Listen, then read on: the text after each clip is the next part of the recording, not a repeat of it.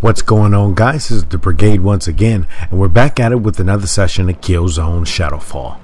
Alright guys, this is yet another Scout class revisited video, and we're just going to basically continue on with the same theme from the last video, wherein we're just talking about the benefits that came with the Camarade buff, how it improves the Scout class, at least in my personal opinion, and how it makes that class a lot more usable for those who don't like the camp.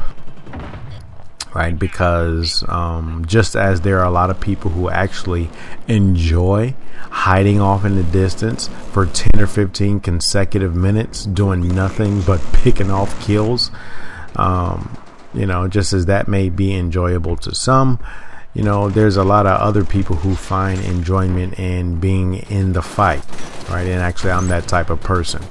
I've tried camping before, not only in this game but other games, you know, I mean, just to see, like, in other words, just to see how successful it is, because, you know, it has to be successful if a good number of people do it, you know, because, you know, most people work off incentive, so there must be a huge incentive for a person just to sit back in a corner and do nothing but pick off shots when they get an opportunity. You know, I really don't understand why anyone will make the investment to buy a brand new game, you know, if you're in, you know, North America for 59 bucks plus tax, you know, just to sit in a corner and just wait there.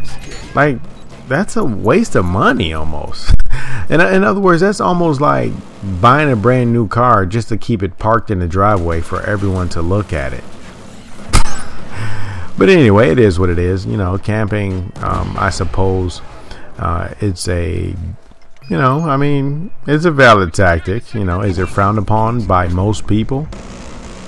I don't know about most people, but I know it is frowned upon by a lot of people. Now, camping in certain situations is fine. As a matter of fact, let me take that back, because I wouldn't even consider it to be camping. Case in point, let's just say you have a search and destroy defend mission. Well, you're not camping if you're sitting there by the objective and defending it. That's not really camping, right? Because you're supposed to be defending a point that is stationary. And if it's stationary, of course you have to babysit it. So do I consider that camping? Obviously not.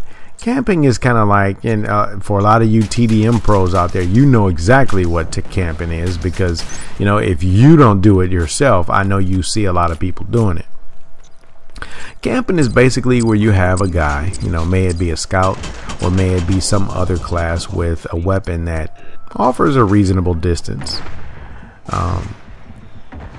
So they basically just sit in the corner, ducking behind the shadow somewhere, you know, or they're hiding behind some type of barricade, and they only come out, you know, and you'll notice them because they'll peek their little stinker heads out to get a kill, and then once they get it, you'll see them slide back in position.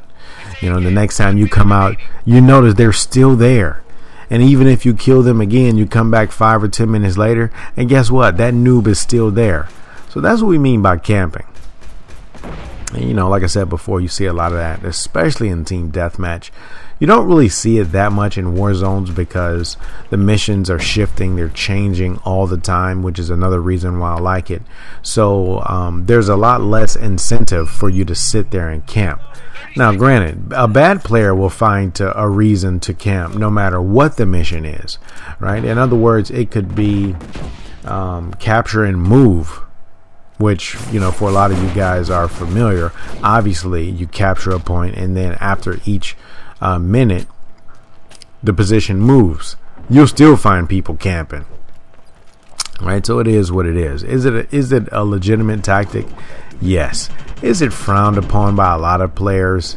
Yes. But at the same time, I think camping is mainly for maybe newer players. I'll even give you the benefit of the doubt and say camping is like for newer players, or players who, you know, maybe because we've touched on equipment and how, you know, television whether you're going Wi-Fi or wired connection, how that can affect your gaming experience. We've had conversations about that in the past, especially as it relates to first-person shooters. So for whatever reason, you're getting sucky results. It could be, camping could be a tactic for newer players, or maybe players who, for whatever reason, have bad playing experiences, and basically they just want to feel satisfied. Because in other words, people operate by incentive. So in other words, the incentive for some people to camp is to give them a satisfying gaming experience. And obviously, a good gaming experience to one person, it may not be a good gaming experience to another. So a person like me, case in point, I like to run and gun. Now, although I'm running and gunning, I'm always relatively close to the objective, and I'm engaging them. So yes, I like to run and gun, which is why just sitting back in the background and camping just doesn't even suit my own play style. But it's all good. So enough about that. I think that was a long enough rant. Now, the thing is, in this two-part series, in the first video, wherein I was in the wall, I was a lot more aggressive, right? I was more on the front lines. My role, at least in this particular war zone, I'm playing more like an ideal scout class, the scout class. And when I say ideal, I mean, in the way that a lot of people think the class should be played. You're not necessarily on the front.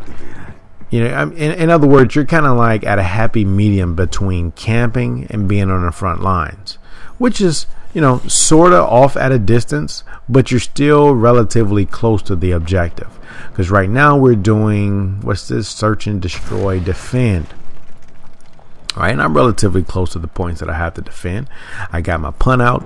I'm still working on those punt challenges. I think I'm almost complete. Right, as a matter of fact, I think at this point I have less than 20 before I get all my 200 kills with the punt, and I will have finished that. I'll have a few more challenges. I think all I have left to do, I have to get the remote C4 kills. I have to get about 20 more punt kills, and I think I'll be finished with all the scout class related challenges once I kill enough of those stun drones. That's the last thing, just looking for those stun drones. But I think for that, I'll perhaps just play with the assault class for a while and just spam the burst. Right, I'll just run around with the burst and just spam the shit out of it, because I'm pretty sure that if I'm at least not getting stun drones, I would at least be destroying revive drones or buddy drones or some other type of drones, or even disabling turrets or something. So I'll probably be doing that to try to satisfy that stun drone challenge for the scout class. Alright, so if you guys notice, there's some situations where I'm, relatively close, kind of head to head. Not necessarily what I would consider CQC, but I'm still relatively close. And the fact that I have this buffed Camarade, and when I say buffed, I mean based upon the most recent patch, in the event that some of you guys didn't know, this Camarade really allows me to defend myself, which is definitely a good thing for people who have play styles similar to my own. So I've noticed that these guys have come over to the back. Now here's another thing. At least when I play the scout class, I don't always play it. Like in other words, whenever I use the cloak, I always, I don't only use the cloak to get a brutal melee or a cloak kill. Sometimes, like let's just say I'm running, right, and I can feel and hear weapons coming in my direction, and you can tell you're getting shot. A lot of times I'll just whiz by the corner and then just turn on the cloak, not even to turn around and kill them, but to try to conceal my position. So cloaking, yeah, it is good to get some of those cloak kills for the challenges, but it's also good to kind of help you like escape. And not only escape from when you're being shot, also when you escape from being base trapped. I've done that plenty of times, dude. There's been plenty of times where you would think that those dudes would see you, but actually you could whiz right by them in some situations. Now, I'm not saying this is an ideal tactic. You're not getting ready to run up and get in, in a clan match and think you're getting ready to run past 20 people. No, I'm not saying that. But in some situations, based upon my own personal experiences, this cloak is not just good for getting cloak kills. It's also good for concealing your position. Maybe you may want to hit the cloak and then try to scan in the enemy area to let your teammates know where everybody is coming from. Right? Or like I said before, maybe it's a situation where you didn't realize that someone sees you, they're shooting at you. You're not dead yet, but you have just enough time to bend a corner, hit the cloak, and then hurry up and get up out of there, concealing your position. So it's also good for that. So, and actually, oddly enough, out of all three classes, it's kind of weird to me that I probably use, and I'm talking since this more recent patch. I'm talking since the patch. It's kind of odd that I use the scout class and the support class more than the assault class, right? Like, in other words, for a person that kind of is comfortable with running and gunning, like, you would think that I would be the type that play assault class, but for whatever reason, I just don't really like the assault class. Like, the assault class is cool. It's kind of OP. You get a lot of guys who run on those speed boots and they're just running around everybody in circles, getting headshots and all that. And it's cool. A lot of their weapons, they have very low recoil, high rate of speed and all like that. And all that is fine. But I just really like how you have these abilities that come with the scout class and the support class. I really like their abilities. So I think my preference for those two, and this is, like I said before, this is more recent, because I know a lot of you guys may have heard me rant in the past about the scout class. And if you're not really familiar with the channel, you'll say, hold on, Brigade, you're a hypocrite. In one video you said you hated it, now in this video. So let me just go ahead and clear this up. This is all a result of the Camarade buff. Right, when the game first came out, the Camarade was pretty bad. Right, and as a matter of fact, a lot of the weapons were bad. As a matter of fact, the Camarade was basically no different than the Vulture. The shooting speed was basically the same.